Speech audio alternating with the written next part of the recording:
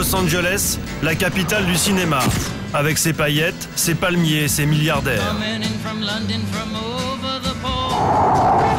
Un concentré de luxe qui fait rêver la terre entière. Mais c'est à la tombée du jour qu'apparaît l'envers du décor. Howard Reichenbach le connaît bien. Les nuits de Los Angeles, c'est son terrain de chasse. À l'affût dans sa voiture, scanner relié aux fréquences policières et les yeux rivés sur la carte des ghettos de Los Angeles. Howard a tout du policier et pourtant pas du tout. Il est journaliste télé, un chasseur de scoop qui traque chaque nuit les faits divers dans les ghettos. 20h, première alerte. On va suivre la voiture de police, c'est par là, tout droit. Les policiers de Los Angeles viennent de signaler une voiture volée. Au volant, un homme armé qu'ils veulent intercepter. Pas question pour Howard de rater l'interpellation. 180 km/h dans les rues de Los Angeles. Heureusement, il n'y a pas beaucoup de circulation sur l'autoroute à cette heure-là. Son fonds de commerce, c'est la violence dans les ghettos. Plus les images sont spectaculaires, plus cher il les revend aux chaînes de télé locales. Et ce soir, le dispositif est impressionnant. Une trentaine de véhicules de police, mais pas seulement. Voilà les hélicoptères. 2 hélicoptères, de quoi localiser un véhicule à plusieurs kilomètres à la ronde. Et justement, la voiture du fuyard, ce 4x4 blanc, vient d'être repérée dans un quartier pavillonnaire. La zone est cernée, le fuyard pris au piège. Howard prend alors tous les risques. Le 4x4 est bloqué dans une rue et tout de suite, la police ouvre le feu.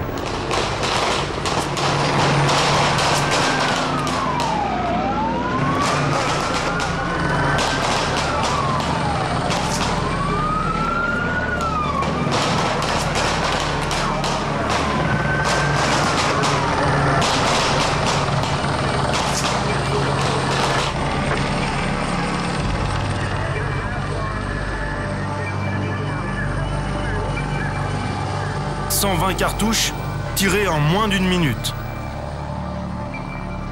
Le suspect est extirpé du 4x4, 4 balles dans le corps, mais vivant.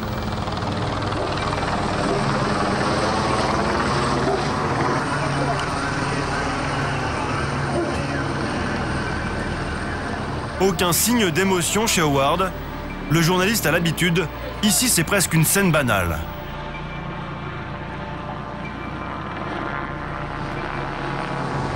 Reculez, reculez, libérez le passage. L'homme blessé est conduit aux urgences. Howard, lui, va continuer sa chasse au scoop. Chaque nuit, il couvre jusqu'à 3 affaires dans les ghettos. C'est un métier très dangereux. Et bien sûr, je ne dis pas à mes parents tout ce que je fais. Oui, c'est vraiment très dangereux. Je filme beaucoup de rixes entre gangs, beaucoup de fusillades qui partent dans tous les sens, et je m'approche souvent très près. Je conduis très vite, ça aussi c'est risqué. Il suffit qu'une personne âgée traverse devant vous et vous la tuez. Il faut être très prudent. Être prudent, c'est depuis longtemps le leitmotiv des habitants de Los Angeles. Quand ils parlent des ghettos du centre-ville, une zone de non-droit grande comme Paris, où s'entassent et s'opposent violemment 2 communautés, les hispaniques et les noirs. Des quartiers que Howard, le journaliste, connaît bien. Il y a tellement de ghettos côte à côte qu'en traversant une rue, on peut se retrouver dans le territoire adverse et se faire tuer. Aussitôt, ça entraîne des représailles. Et c'est le début de l'engrenage entre gangs rivaux. Et paradoxe, ces ghettos se sont constitués autour des riches quartiers d'affaires, au centre de la ville. Vous voyez ici, c'est le cœur du centre-ville de Los Angeles. C'est fou, la journée c'est un quartier d'affaires, la nuit c'est ça. Beaucoup de sans-abri, beaucoup de problèmes. Ce quartier est surnommé la ville du cow-boy. Incroyable. C'est un autre monde. Un monde où la police recense chaque année 250 000 crimes et délits. Une tension permanente dans ce qui est devenu le royaume des oubliés de l'Amérique. C'est le nouveau visage à peine croyable de la première puissance mondiale. Une criminalité et une pauvreté qui explosent. À Los Angeles, mais aussi ici à Cleveland, au nord du pays. Une ville fantôme qui détient le record mondial des expulsions. Des familles entières poussées à la rue. Tout comme à la Nouvelle-Orléans, où les autorités laissent pourrir la situation de milliers d'habitants depuis le désastre de l'ouragan Katrina. Plongé au cœur de ces nouveaux ghettos, à la découverte de la face cachée de l'Amérique.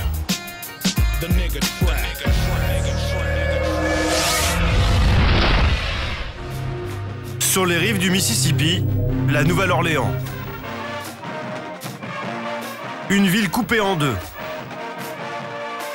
D'un côté, le centre-ville, avec son décor de cartes postales, ses maisons coloniales et son tramway d'époque. Ceux qui vivent ici sont majoritairement riches et blancs, descendants des premiers immigrants français et européens en Louisiane. Les Noirs, eux, croupissent de l'autre côté du pont qui enjambe le Mississippi, dans une zone interdite au public. Voici le 9e district. Le quartier est de Robert Greene, 52 ans. Ce père de famille était conseiller financier. Une vie brisée il y a 2 ans par l'ouragan Katrina. Au bout de la rue, là, c'était la maison d'une amie d'enfance. C'était le 29 août 2005. Un cyclone d'une rare violence s'abat sur la Louisiane. 80% de la ville inondée, 250 000 personnes évacuées. Et ici, il y avait 2 maisons dans ce coin. Nous devons faire face à l'un des pires désastres de notre histoire. Thousands of people camped by the roadside, desperate, hungry, and without help. I call it survival. Nous avons perdu beaucoup de proches. À chaque coin de rue, il y avait la maison d'un ami, vous savez. Plus de 1500 morts et des milliers de blessés. Essentiellement parmi les Noirs les plus pauvres, leurs petites maisons en bois bon marché ont été les premières englouties. Comme d'autres, celle de Robert Greene a été rayée de la carte. Ma maison était juste ici. Il reste quelques pierres de la fondation. Là, c'était la porte de derrière. Et ces marches-là donnaient directement sur la cuisine. Toute sa famille vivait ici. Ici, c'était la chambre de ma mère. Là, le salon. Là, une autre chambre. Et la salle de bain se trouvait à la place de cette canalisation. La plupart de ses proches sont morts noyés. Car la digue, qui était située à quelques mètres de la maison, a cédé sous la tempête. Une brèche de plusieurs dizaines de mètres. Une plaie encore béante dans le cœur de Robert. Ma mère a paniqué, elle est tombée dans l'eau. Elle a coulé une première fois, une deuxième fois, et la troisième fois, elle s'est arrêtée de respirer. Mais le souvenir le plus douloureux, c'est sa fille qu'il n'a pas pu sauver. Elle me regardait à travers l'eau, elle me suppliait de l'attraper. Ça vraiment, ça me hante. C'est pour elles deux que chaque jour Robert accomplit le même rituel.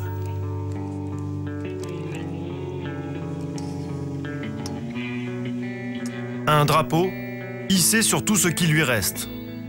Une caravane prêtée par le gouvernement, quelques mètres carrés de terrain et une tombe de fortune pour Joyce, sa mère, et Shanaï, sa petite fille de 3 ans.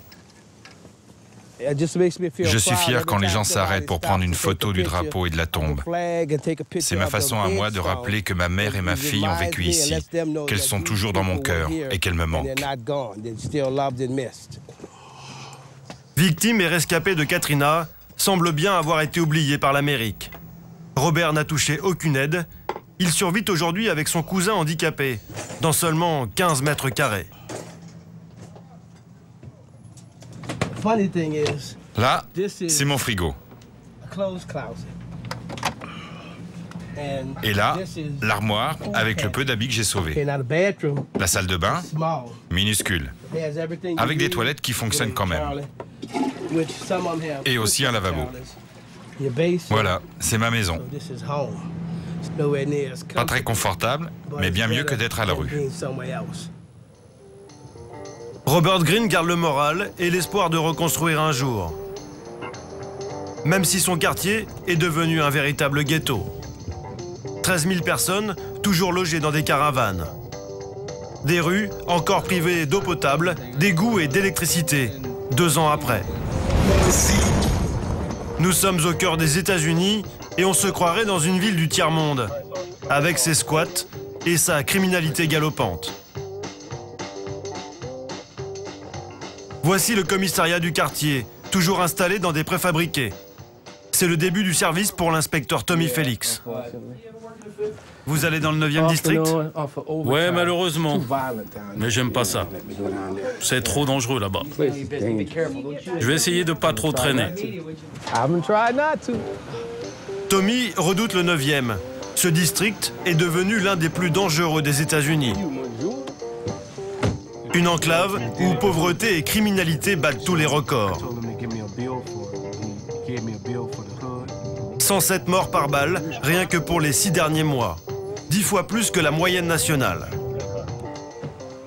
Alors ici, le moindre contrôle d'identité est à haut risque. Allez les gars, main en l'air.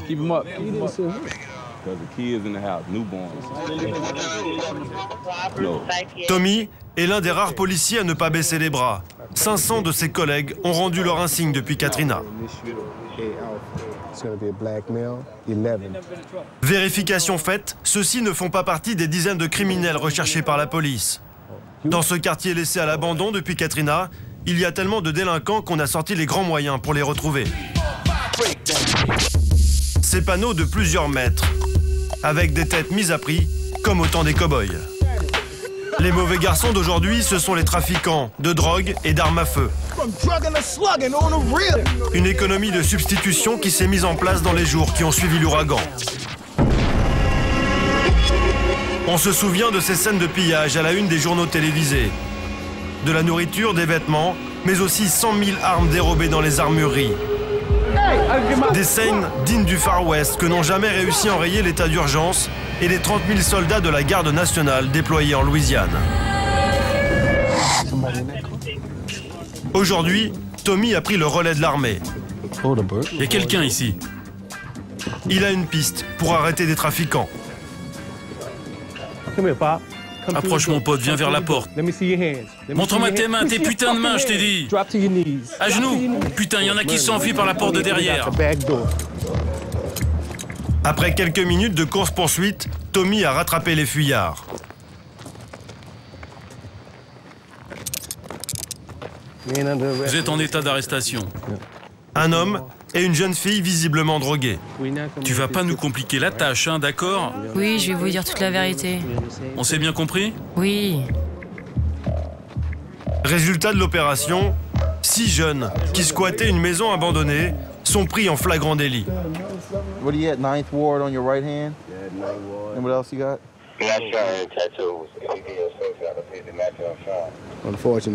Malheureusement pour eux, la drogue et les armes étaient sur la table de salon. Voici le butin de l'opération, rapporté aussitôt au commissariat.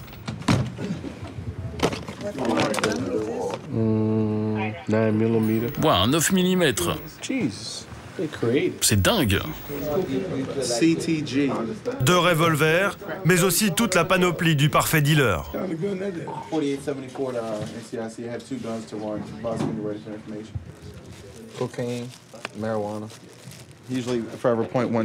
On peut trouver du crack entre 5 et 10 € le gramme, tellement il y en a en circulation dans la rue.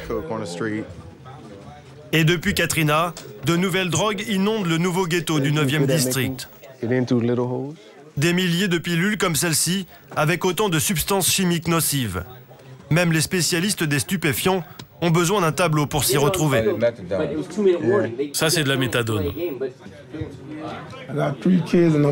J'ai 3 enfants et une femme à nourrir. C'est pour faire vivre ma famille que je vends de la drogue.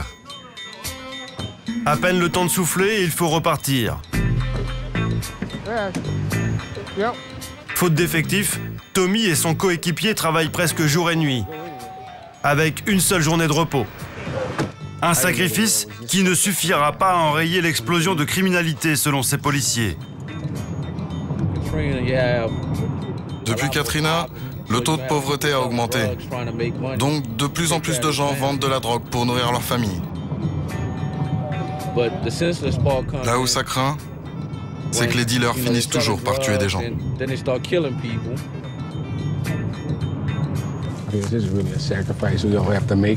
Malgré tous nos sacrifices, on a perdu la ville. J'espère qu'un jour, on réussira à la sauver. De l'autre côté du pont, les Blancs de la Nouvelle-Orléans, eux, n'ont pas du tout envie de perdre leur quartier du centre-ville. C'est le cas de Sean, 37 ans, un restaurateur texan installé en Louisiane depuis 1995. Les faits divers du quartier noir, il déteste. Il y a très peu de crimes commis par les Blancs. En général, ça se passe entre Noirs. Et ça donne une très mauvaise réputation à la ville. Comme une sorte de génocide. L'Amérique de Sean, c'est celle des maisons cossues aux pelouses bien entretenues et qui bat fièrement pavillon républicain. Une Amérique blanche qui a peur de l'explosion de criminalité dans les ghettos voisins. Alors pour se rassurer, Sean porte ce qu'il faut à la ceinture. Un calibre 38 avec lequel il s'entraîne dur 3 fois par semaine.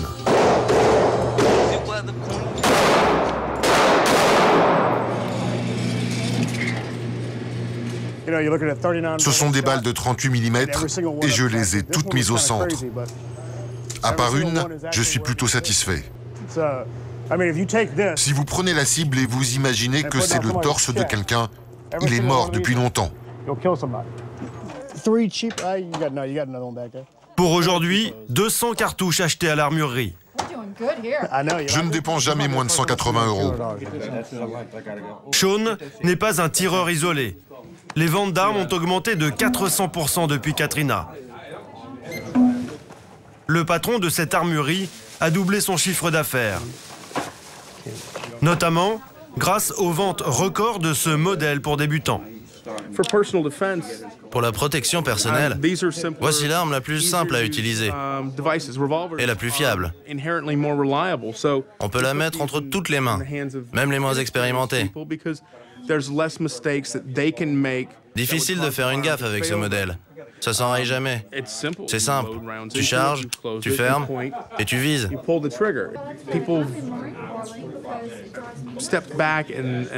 Les gens ont réalisé qu'ils étaient responsables de leur sécurité. Depuis Katrina, il suffit de présenter un casier judiciaire vierge et de n'avoir aucun antécédent psychiatrique pour acheter une telle arme. La réglementation a été assouplie par l'État de Louisiane. Si quelqu'un s'approche de ta voiture et te menace avec une arme, tu as le droit de lui tirer dessus sans sommation. Maintenant, c'est considéré comme de la légitime défense. Se sentant soutenu par les autorités, Sean a décidé de compléter sa panoplie avec ce fusil d'assaut. Et il n'hésiterait pas une seconde à s'en servir en cas d'agression.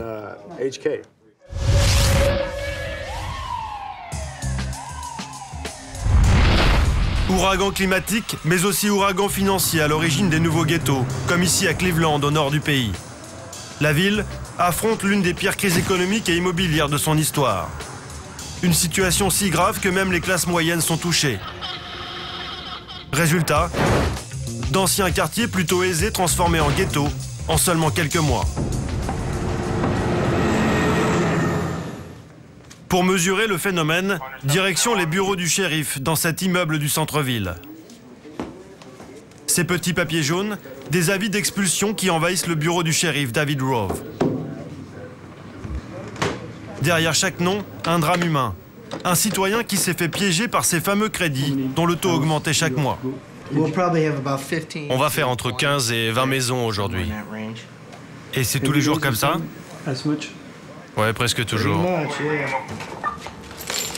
Et pour ce sale boulot, le shérif David Rove et ses adjoints ont recours à certaines armes bien particulières, comme de l'insecticide. Quand vous entrez dans une maison, vous pouvez voir des puces sauter dans tous les sens. Alors on met ce produit pour ne pas se faire piquer. Du spray contre la vermine, mais pas seulement. Dans cette guerre aux mauvais payeurs, les représentants de l'État n'hésitent pas à sortir les gros calibres. On prend ça juste au cas où on rencontre des chiens ou tout ce qui pourrait mordre. On ne sait jamais, on peut toujours avoir besoin d'une grosse artillerie. On y va. Ce matin, David Rove et son adjoint ont plusieurs expulsions à réaliser dans un quartier du sud de la ville. Direction Slavic Village, une banlieue typique de la middle class américaine en pleine déchéance. Une classe moyenne qui paye cash, des années de vie à crédit. Une maison sur 10 a déjà été saisie ici. Portes et fenêtres murées pour empêcher les squats et le vandalisme. C'est cette maison juste là avec une citrouille devant la porte. Le shérif a fait venir un camion de déménagement sur place. Il a aussi convoqué un serrurier. Ils sont en force et pourtant, comme à chaque intervention, c'est la montée d'adrénaline. Bureau du shérif.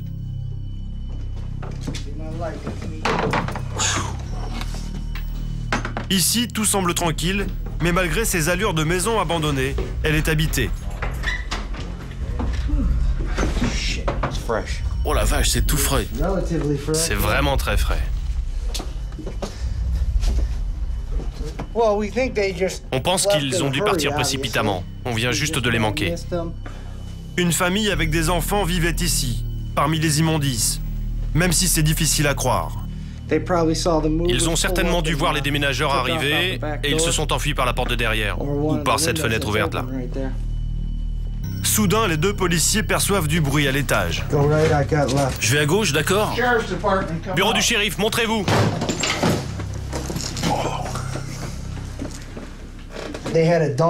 Ils avaient des chiens ici, regardez comme ils les traitent.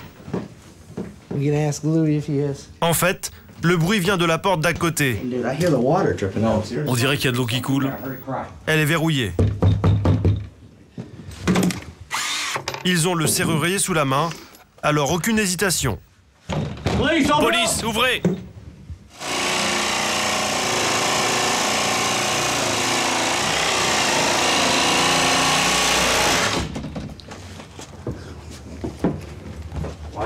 Fais attention. Derrière la porte, les deux locataires de la maison, plutôt inoffensifs. C'est juste un lapin dans une cage. Un lapin et un petit chiot effrayé que leurs maîtres ont abandonné pendant leur fuite. Ok, c'est bon. Pour les shérifs, mission accomplie. C'est une maison ordinaire. La maison ordinaire d'une famille américaine ordinaire. Un drame humain, juste un papier jaune. Les animaux sont conduits à la SPA locale, les meubles déménagés dans un entrepôt de la ville. Ce n'est qu'une saisie de plus pour le shérif. Ces hommes en ont réalisé plus de 10 000 au cours des 3 derniers mois. J'en ai fait tellement, je peux même pas vous dire combien. Dans chaque rue, on en a fait dans chaque rue de la ville de Cleveland. T'es là depuis combien de temps? 6 mois? Alors il peut encore se rappeler, mais moi ça fait plus d'1 an alors... Une fois nettoyées et restaurées, les maisons saisies sont remises sur le marché immobilier par les banques. Des quartiers entiers à vendre.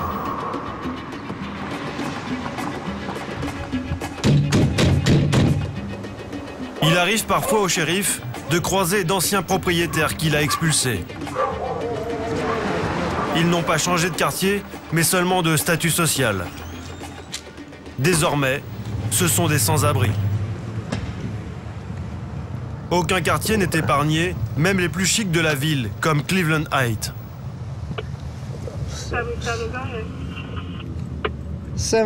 Voiture 17-17-76, nous arrivons au 1905 Ginette Avenue, Cleveland Heights. C'est au tour de cette maison d'être saisie. Le propriétaire est toujours là, c'est cet homme en short. Dans quelques minutes, il devra vider définitivement les lieux. Ses voisins sont venus le soutenir, car cela fait 35 ans qu'il habite ici. Il s'appelle Larry Robertson, il a 58 ans. Larry Robertson. Bonjour, monsieur Robertson. On a des déménageurs ici, ils vont vous aider. Vous avez droit à un garde-meuble gratuit pendant un mois, d'accord? Vous ne pourrez plus jamais revenir ici, mais vous êtes libre de prendre tout ce que vous voulez. Avec lui, pas besoin de sortir les armes.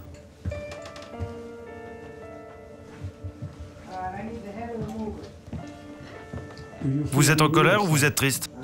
Triste, oui. J'ai tout bricolé de la cave au grenier, là. Ouais.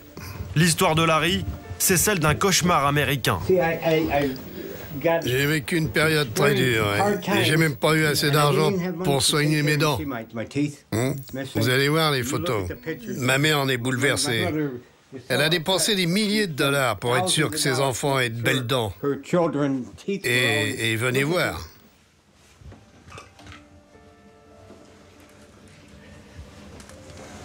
Sur ce tableau, la longue descente aux enfers d'un patron de supermarché, licencié il y a 8 ans. Là, c'est moi, là. Jeune homme en 1970, et puis je suis devenu directeur de magasin en 72. Et j'étais le plus jeune directeur que l'entreprise ait jamais eu. J'ai même formé des sous-directeurs, des directeurs de magasins et d'autres personnes qui aujourd'hui ont des postes importants dans des grandes compagnies.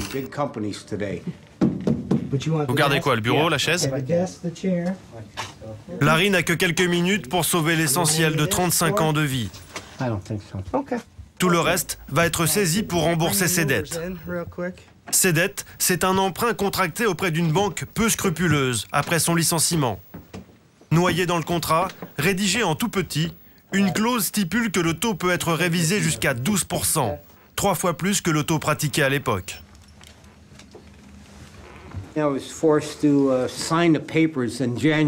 J'ai signé sans réfléchir. C'était en janvier, là, il faisait très sombre, il y avait un tas de paperasse. Signer quoi? Signer cet emprunt, il faisait noir, sur un parking d'une clinique de Cleveland. Au départ, c'était correct, oui, avec des intérêts à 7%. Mais très vite, c'est passé à 12%.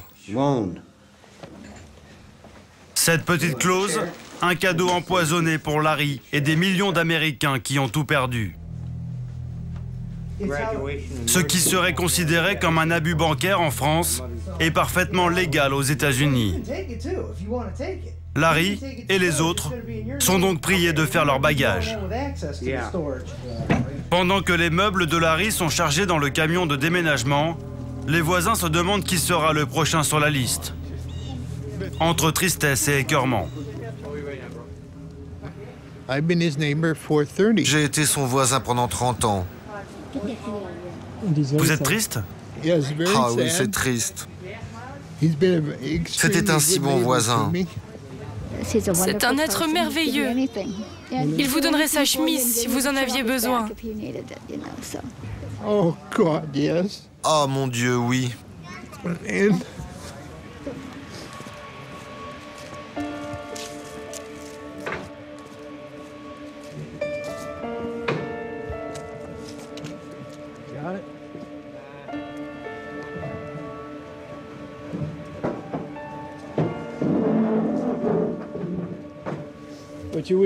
Vous allez revenir les voir? Il est obligé. J'ai encore des affaires à lui dans mon garage. On est avec toi. On espère que tu vas revenir, Larry.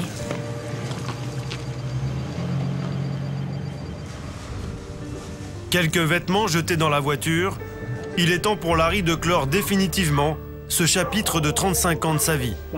C'est la dernière fois que vous la voyez. Ouais, la dernière fois.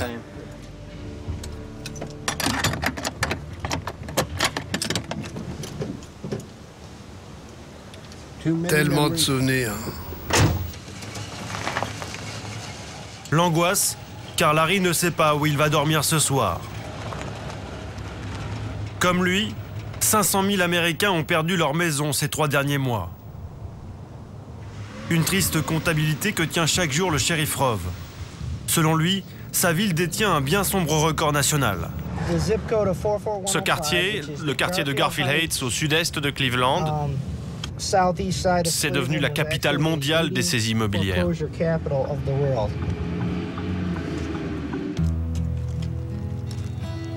Le lendemain matin, nous retrouvons Larry Robertson sur un parking à quelques kilomètres de son ancienne maison.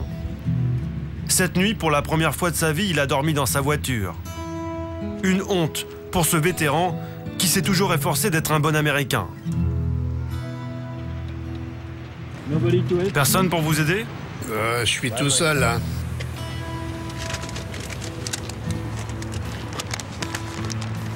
C'est l'armée, ça. Vous avez été soldat? 6 ans dans l'armée des États-Unis. Au Vietnam? 2 fois. Pour ce soir, Larry a trouvé une solution provisoire. C'est des journaux pour ma mère, ça.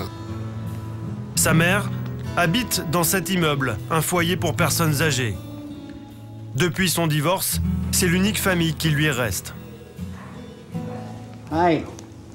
À 58 ans, Larry retourne chez sa mère. Madame Robertson a 90 ans et seulement 30 mètres carrés. Une petite surface que cette infirmière à la retraite accepte de partager avec son fils pour qu'il ne dorme pas dehors ce soir. Il a perdu son boulot, et sa pension, sa sécurité sociale, ses dents, et il ne peut plus aller chez le dentiste maintenant. Très dur. Ce soir, c'est ici qu'il va dormir.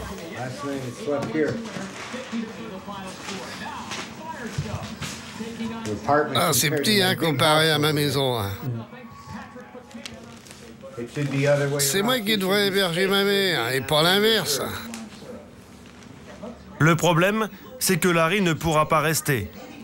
Car le règlement intérieur de la maison de retraite interdit à sa mère d'héberger quiconque ici, y compris son propre fils. Regarde, maman, tous les jours, il y a des expulsés dans le journal. Si jamais ils se rendent compte qu'il dort ici, je peux être viré. Au revoir. J'ai signé des papiers, vous savez. Ouais, faut que je me trouve un travail maintenant et que je parte d'ici. Tu peux quand même venir pour manger et te doucher, il n'y a pas de problème. Dernière solution pour Larry, faire les petites annonces et trouver au plus vite un boulot pour se payer un toit. Sinon, il rejoindra bientôt les 4 millions de SDF américains.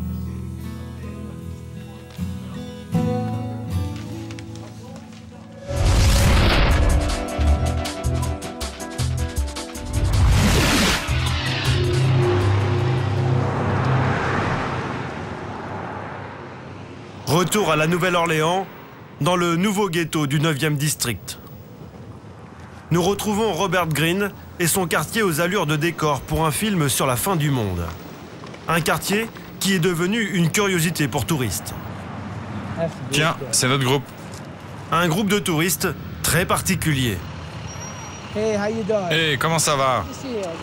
Ils sont blancs, ils appartiennent au comité d'entreprise d'une célèbre marque de cornflakes.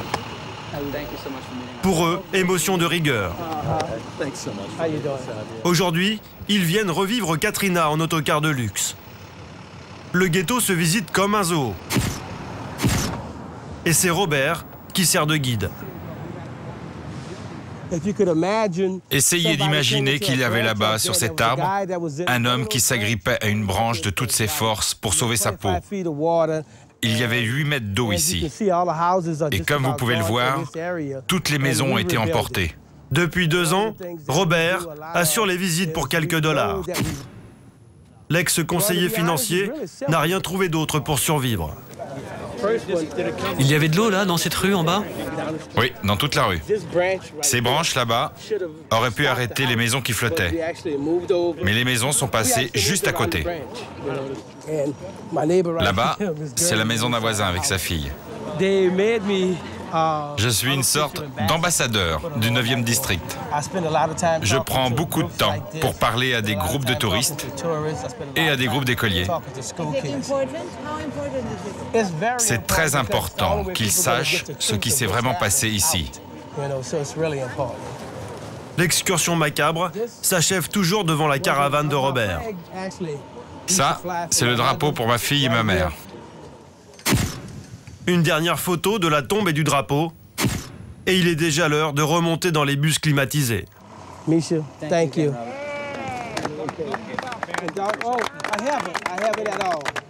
Merci d'être venu. Vous êtes vraiment courageux, que Dieu vous bénisse. On va essayer de se battre. Malgré la honte, Robert Greene veut croire qu'il appartient toujours à cette Amérique qui s'en va sous ses yeux.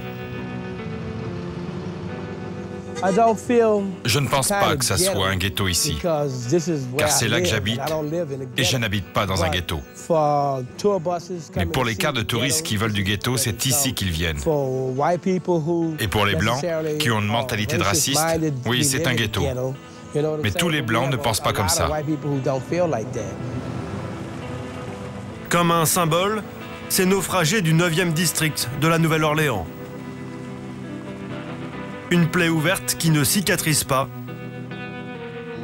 comme un furoncle sur le visage radieux de l'Amérique.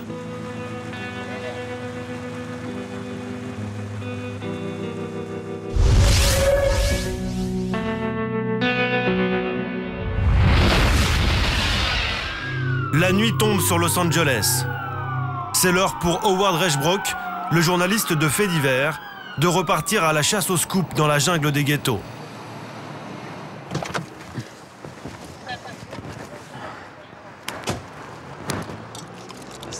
C'est un gros moteur. Elle consomme beaucoup d'essence. Et du carburant, il va lui en falloir. En une seule nuit, il peut parcourir jusqu'à 400 km. J'adore travailler la nuit. Généralement, les meurtres sont commis la nuit. Il n'y a pas beaucoup de gens dehors, vous pouvez conduire plus vite. Je m'éclate. Je suis un oiseau de nuit, moi. Le plein est fait, la radio branchée sur les fréquences policières. Et le premier message d'alerte tombe. Il y a eu un crime, ça a l'air important. Il faut que je fonce. Un crime de l'autre côté de la ville, pas de temps à perdre. Son but est d'arriver avant les secours pour être libre de filmer à sa guise. L'univers du ghetto, ses crimes, ses suicides, ses accidents, c'est son quotidien, son adrénaline. Une zone de non-droit où il a été l'acteur de scènes qui ne peuvent se passer qu'ici. Comme celle-ci, qui hante encore son souvenir. Août 2007, une voiture vient de heurter un muret de sécurité sur cette autoroute à 6 voies. Comme d'habitude, Howard est là, aux premières loges. Des voitures qui défilent à plus de 100 km/h. Mais le conducteur n'hésite pas. Il slalome.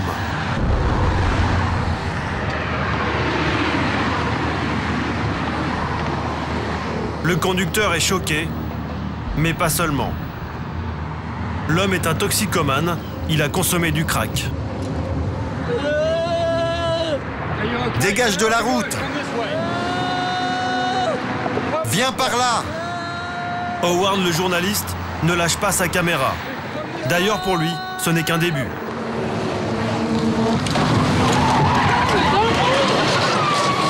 Une voiture vient de heurter l'épave accidentée.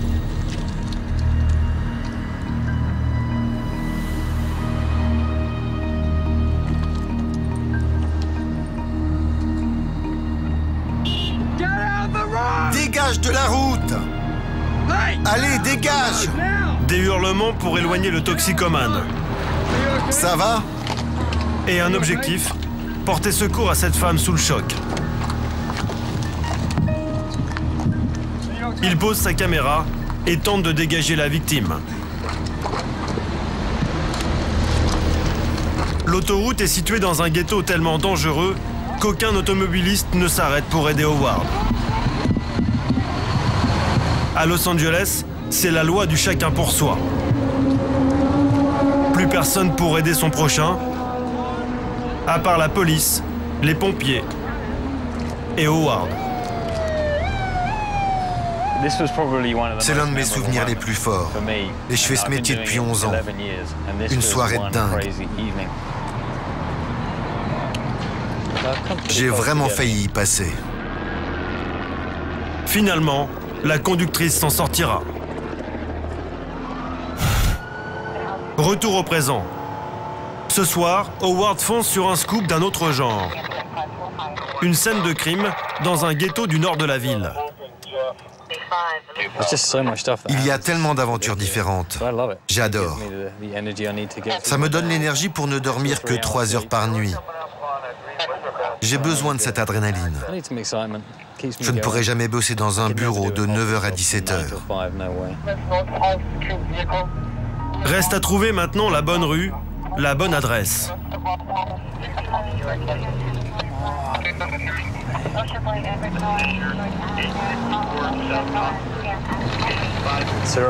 C'est à peu près à 1,5 km d'ici. Chaque nuit dans ce ghetto, plusieurs homicides. Même la police évite le quartier. Ça va être à droite.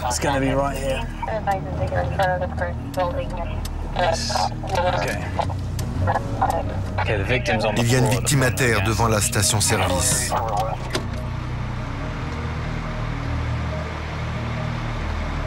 C'est l'un des quartiers des Latinos.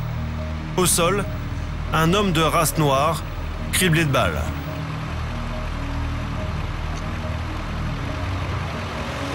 Il est mort. Je ne connais pas encore les circonstances de l'histoire, mais il y aura beaucoup de témoins. C'est une station-service. C'est un membre d'un gang, c'est sûr. Une victime de plus dans la guerre que se livrent hispaniques et communautés noires pour dominer le ghetto. Un meurtre parmi d'autres, ici non plus, ni attroupement, ni mouvement de foule. Il n'y a guère que Howard et la police pour s'intéresser à la scène.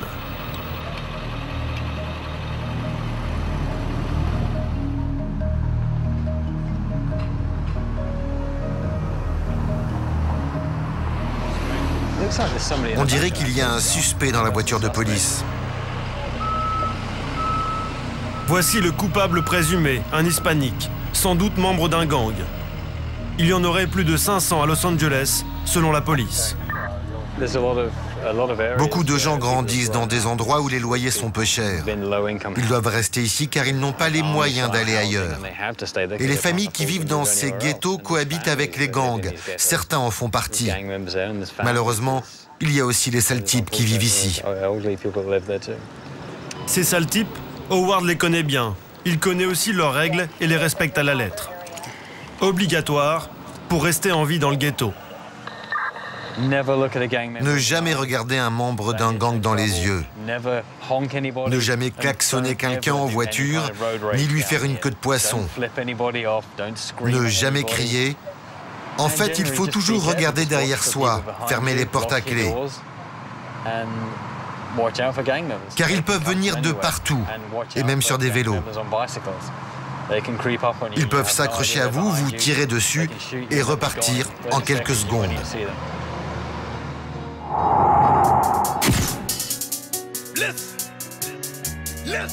C'est la guerre des gangs qui fait exploser les chiffres de la violence à Los Angeles. Pas moins de 900 viols et 500 meurtres l'an dernier. Les autorités s'inquiètent de cette situation qui fait chaque année des victimes innocentes.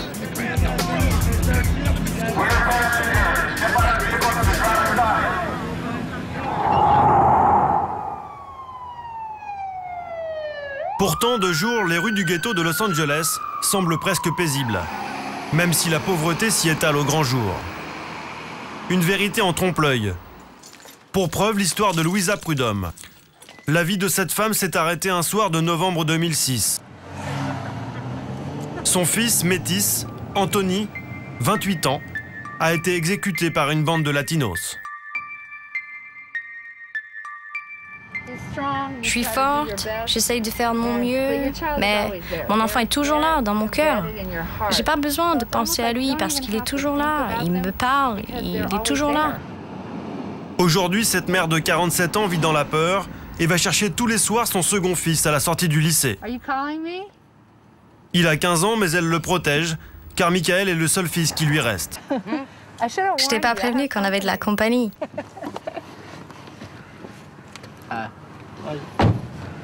Difficile d'expliquer à Michael que son frère est mort sans raison, simplement victime de sa couleur de peau et des caïds du ghetto.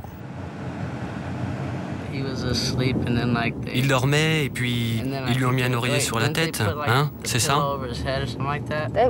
Ils ont cassé la porte, ça l'a réveillé parce qu'il dormait. Ah oui, il était au lit et il dormait. C'était un garçon innocent, il n'était pas armé. Ce sont des lâches. Ils ont forcé la porte et ils sont entrés. Ils ont tué un innocent. Et qui peut faire une chose pareille? Depuis le drame, Louisa a investi toutes ses économies pour déménager dans ce pavillon, loin du ghetto. Malgré tout, elle est toujours inquiète. Je suis pas effrayée, mais voyez ce que je veux dire. Filmez pas devant la maison.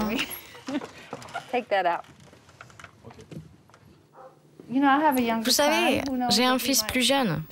Qui sait? Quelqu'un pourrait lui faire du mal. On sait jamais. On sait jamais.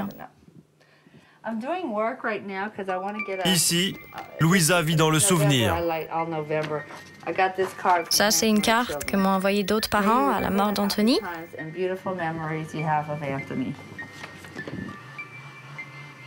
Là, c'est Anthony à son diplôme de lycée et là, quand il était bébé. J'adore ces deux photos. Et là, c'est lui petit, à 2 ans.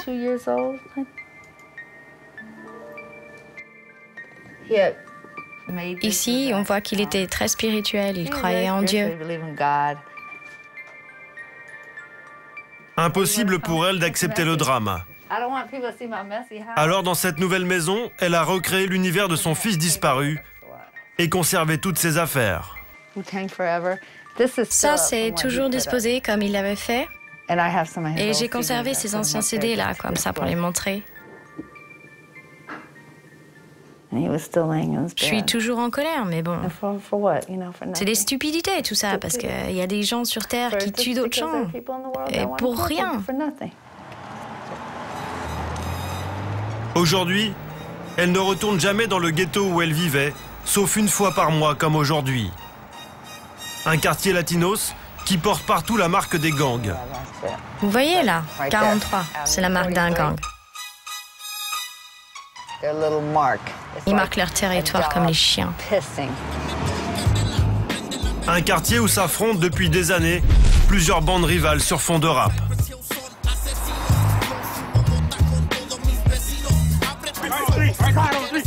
D'un côté les blacks, de l'autre les latinos.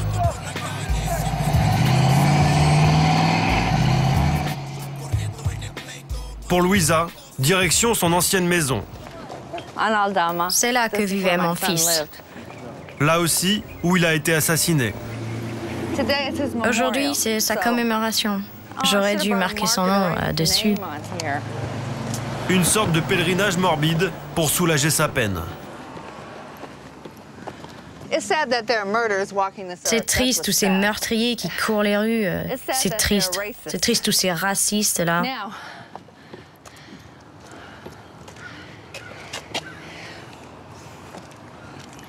Tiens, ça, cette porte. Je laisse ici les fleurs pour Anthony. Notre ancienne maison est juste derrière, là. Ne filme pas l'adresse, là. On est le 27 novembre aujourd'hui. Il doit fêter son anniversaire au paradis. Bon, venez, je vais vous montrer par là. Le scénario du crime, elle le repasse en boucle dans sa tête, comme si elle pouvait encore réécrire l'histoire. Vous voyez, il y a 2 bâtiments proches, là. Les gars sont passés par ce toit pour atteindre la chambre de mon fils. Vous voyez?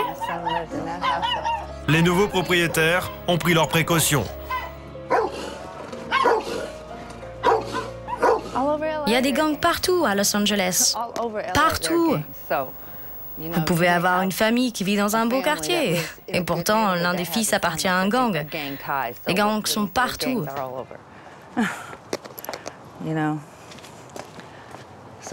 Difficile d'apaiser sa douleur. Alors une fois par semaine, Louisa participe à un groupe de parole.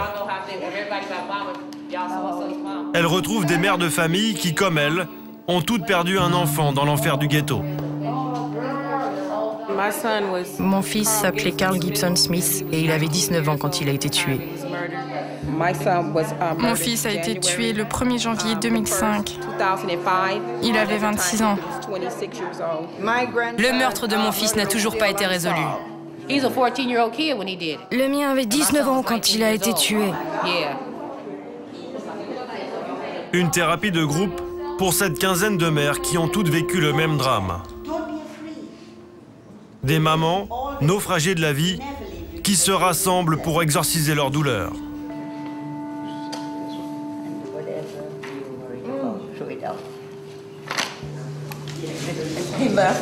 Mon fils, il m'a laissé 2 jumeaux.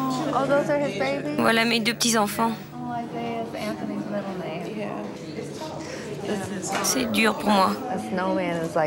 Moi aussi, j'ai des photos d'Anthony. Quand je les regarde, c'est comme s'il me disait bonjour. Quelle belle famille, regardez. C'est la dernière image que j'ai de mon bébé. Et je peux pas la sortir de ma tête. C'est horrible.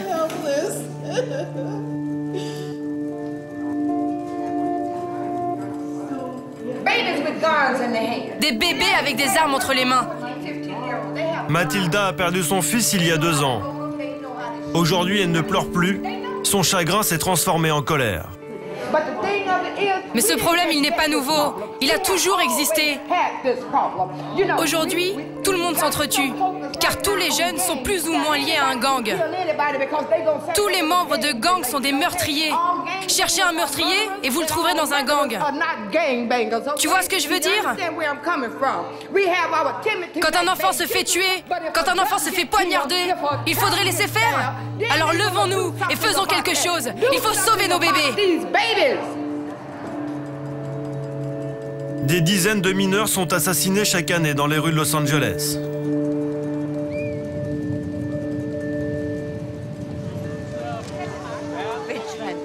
Ce matin, Louisa célèbre l'anniversaire de son fils défunt. Ses cendres ont été dispersées en mer. Aujourd'hui, pas de larmes, mais une volonté. Ne jamais perdre la mémoire de son fils et de ceux que l'Amérique a oubliés. Nous t'aimons, Anthony. Love you.